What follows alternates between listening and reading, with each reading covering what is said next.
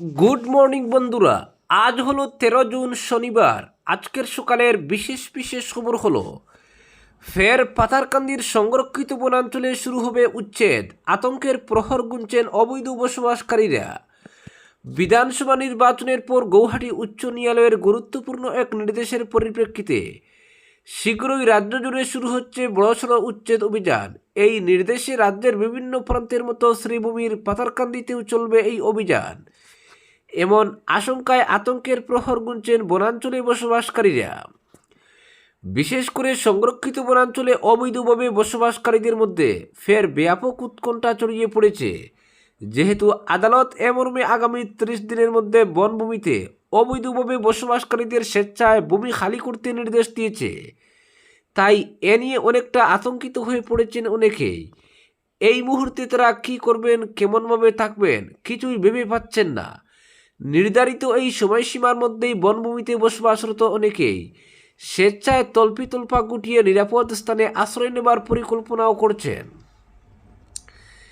জানা গেছে, চলতি বছরে বিধানসভা নির্বাচনের প্রাক মুহূর্তেও দীর্ঘদিন থেকে সংরক্ষিত বনাঞ্চলে অবৈধভাবে বসবাস করা পরিবারগুলোকে সরকারিভাবে উচ্ছেদ নোটিশ জারি করার পর পাথারকান্দির সংরক্ষিত বনাঞ্চলে ব্যাপক উচ্ছেদ অভিযান চালানো হয়।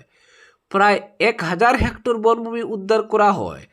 প্রশাসন ও বন বিভাগের যৌথ উদ্যোগে দুহালিয়া সংরক্ষিত বনাঞ্চলের অধীন মধুরবন, উত্তর গোয়ালপুর, খিলরবন, বটতল এলাকার প্রায় 350টি পরিবার সহ লোয়ারপুয়ার বাদশাহী সংরক্ষিত বনাঞ্চলের অধীন ইসারপাড়, রাধামাধবপুর, বালিয়া, ছাগলমুয়া, করিমগঞ্জ বিল, চাঁদপুর, পূর্ববাজারি ও লঙ্গাই সংরক্ষিত বনাঞ্চলের মাগুরা, যোগীচূড়া, বর্দবিল, পুরান সোলামোনা, উত্তর সোলামোনা, বাজারঘাট ও জাহানপুরে উচ্ছেদ অভিযান চালানো হয়েছিল। অপরদিকে হাইলাকান্দি শহরের বাজারে নিত্য প্রয়োজনীয় পণ্যের মূল্য এবং মান যাচাই করতে জেলা প্রশাসনের উদ্যোগে গঠিত একটি টাস্ক ফোর্স অভিযান পরিচালনা করে সহকারী কমিশনার এবং একটি বহু বিভাগীয় দলের নেতৃত্বে এই পরিদর্শন দল বিভিন্ন সেক্টরের কার্যকারিতা খতিয়ে দেখে। পরিদর্শনকালে তদন্তকারীরা বেশ কিছু গুরুতর অসঙ্গতি চিহ্নিত করেন, যার মধ্যে রয়েছে ওজন মাপার যন্ত্রপাতির অনুপস্থিতি বা অপর্যাপ্ততা এবং সঠিক ও হালনাগাদ মূল্য তালিকা ও পণ্য প্রদর্শন বোর্ডের অভাব। এছাড়া দলটি লক্ষ্য করে যে শাকসবজি, ফলমূল, মুদিখানা, ডিম, মাছ এবং মুরগির মাংসের বিভাগে প্রচুর খাদ্য সামগ্রী কোনো লেবেল ছাড়াই বিক্রি করা হচ্ছে, যেগুলোতে ওজন, মূল্য এবং উপাদানের মতো অপরিহার্য তথ্যের উল্লেখ ছিল না।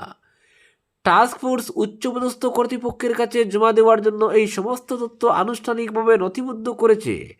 যেহেতু এই ধরনের খামতিগুলো ভোক্তার বিশ্বাস এবং বাজারের স্বচ্ছতাকে নষ্ট করে, তাই প্রশাসন ঘোষণা করেছে যে নিয়মকানুন মেনে চলা নিশ্চিত করতে নিয়মিত বিরতিতে পরবর্তী পরিদর্শনগুলো চালানো হবে।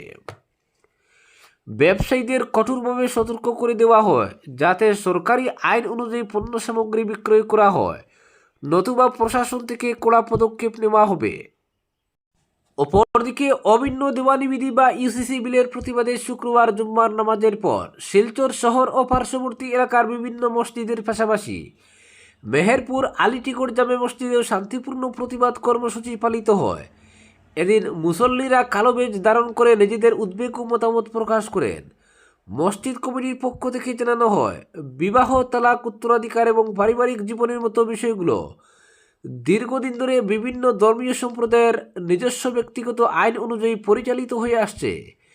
এমন একটি গুরুত্বপূর্ণ বিষয়ে আইন প্রণয়নের আগে ধর্মীয় সংগঠন, আলেম উলামা, সমাজের প্রতিনিধিবৃন্দ এবং সাধারণ মানুষের সঙ্গে আরও বিস্তৃত আলোচনা ও মত বিনিময় হওয়া প্রয়োজন ছিল বলে তারা মত প্রকাশ করেন। প্রতিবাদকারীদের বক্তব্য অনুযায়ী ইউসিসি বিলের কিছু প্রস্তাবিত বিধান ধর্মীয় রীতিনীতি ও ব্যক্তিগত আইনের উপর প্রভাব ফেলতে পারে বলে আশঙ্কা তৈরি হয়েছে। এর ফলে দেশের বিভিন্ন স্থানে উদ্বেগ ও বিতর্কের পরিবেশ সৃষ্টি হয়েছে। তারা সরকারের কাছে জনগণের মতামত, ধর্মীয় অনুভূতি এবং সাংবিধানিক অধিকারের বিষয়গুলো গুরুত্বের সঙ্গে বিবেচনা করে সিদ্ধান্ত গ্রহণের আহ্বান জানান। মেহেরপুর আলিটিকোট জামে মসজিদ কমিটির পক্ষ থেকে স্পষ্টভাবে জানানো হয়, এই কর্মসূচি কোনো ব্যক্তি, ধর্ম বা সম্প্রদায়ের বিরুদ্ধে নয়, বরং ধর্মীয় ও সাংবিধানিক অধিকার সম্পর্কিত উদ্বেগের শান্তিপূর্ণ ও গণতান্ত্রিক প্রকাশ। একই সঙ্গে ইউসিসি বিল নিয়ে পুনরায় আলোচনা, সর্বস্তরের মানুষের মতামত গ্রহণ এবং বিদ্যমান ব্যক্তিগত আইন বহাল রাখার দাবিও জানানো হয়। অপরদিকে কাল শ্রীভূমি আসছেন মন্ত্রী কৃষ্ণেন্দু, জাকালো সংবর্ধনার প্রস্তুতি বিজেপির।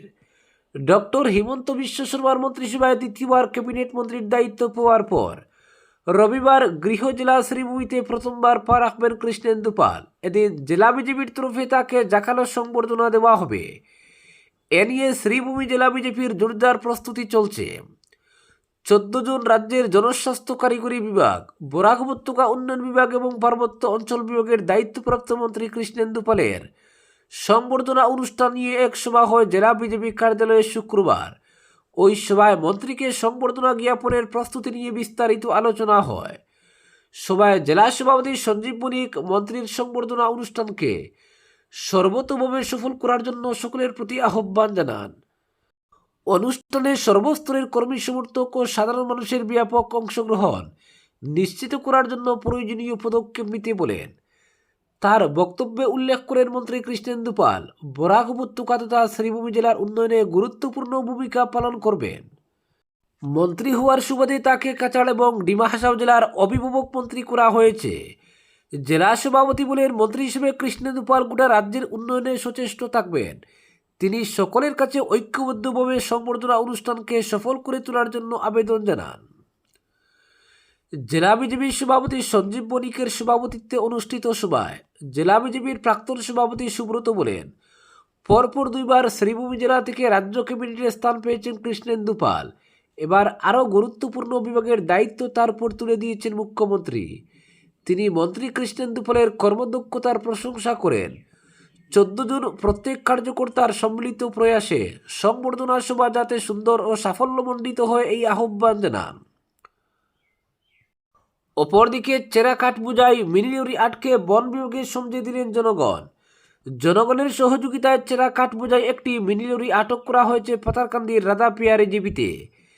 জানা গেছে, বৃহস্পতিবার সন্ধ্যায় গোপালপুর জেএফএমপির পাশ থেকে AS10BC 6311 নম্বরের একটি ম্যাজিক ট্রাকে করে গামারি জাতীয় চেরা কাঠ পাচার করার চেষ্টা করছিল পাচারকারীরা।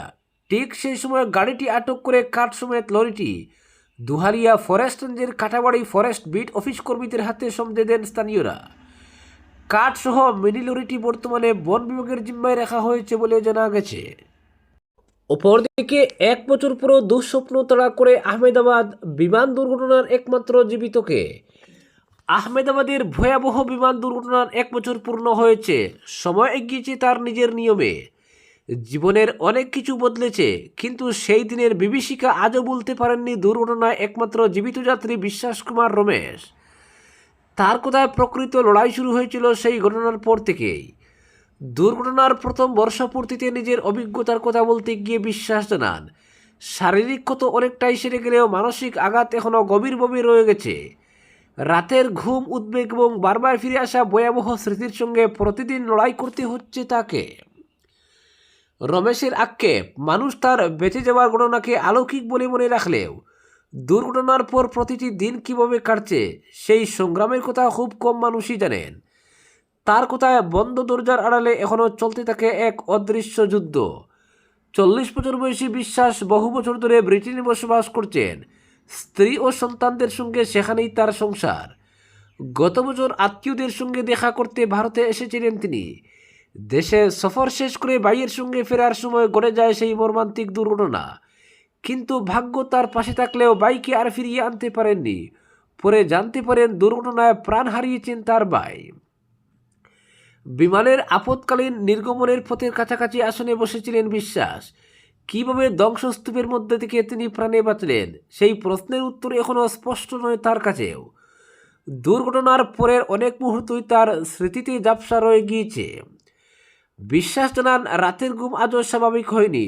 চোখ বন্ধ করলেই ফিরে আসে আগুন জ্বলতে থাকা বিমান, চারপাশে ছড়িয়ে থাকা মৃতদেহ এবং মৃত্যুর মুখোমুখি দাঁড়ানোর সেই মুহূর্তগুলি। আজকের বিশেষ বিশেষ সংবাদ এখানেই সমাপ্ত।